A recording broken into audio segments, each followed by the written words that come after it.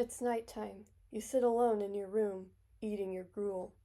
Suddenly, a low moaning sounds from somewhere else in the house, the rattling of chains, the dragging of something heavy on the floor.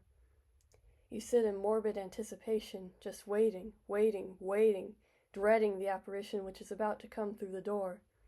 Soon you see it as one you once knew well, come with a warning from beyond the grave. Why is Christmas time so magical? Autumn comes, and the leaves begin to fall.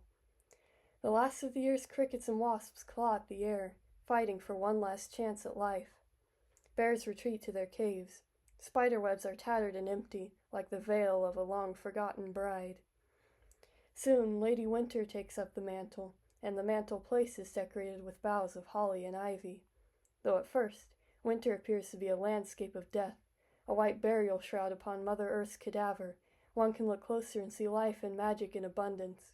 Cheerful tunes resound from the marketplaces, the taverns, and the churches. Peculiar things start to happen.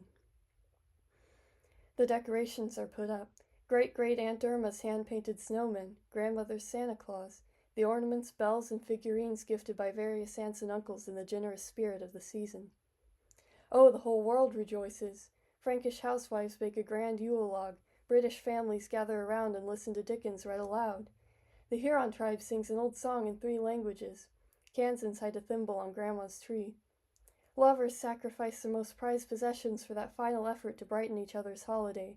Little hands fashion footwear which will forever change the lives of an old shoemaker and his wife.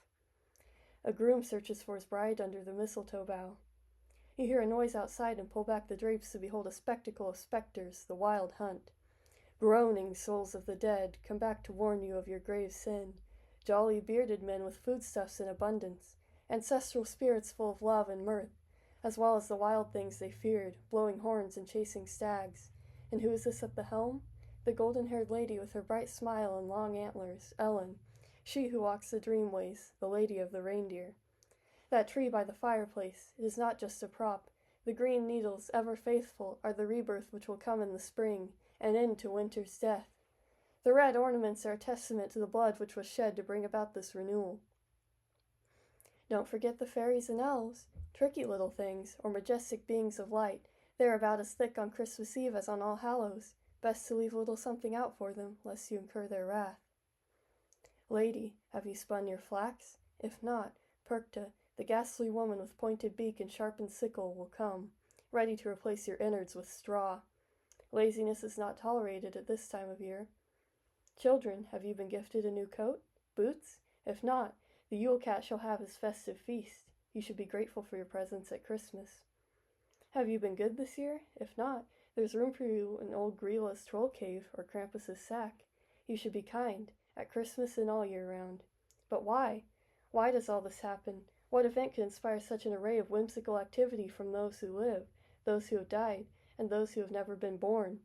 Why don't you ask St. Lucia? With her crown of candles, I'm sure she could shed some light on the subject. Or perhaps Hans Trapp could help you figure it out. He's very talkative this time of year. Our ancestors could tell you. It is the solstice, the ancient time when, as the world is at its darkest, the light of the sun comes to restore life to a broken land. It is Christmas, the ancient time when, as the world was at its darkest, the light of the sun came to restore life to a broken land.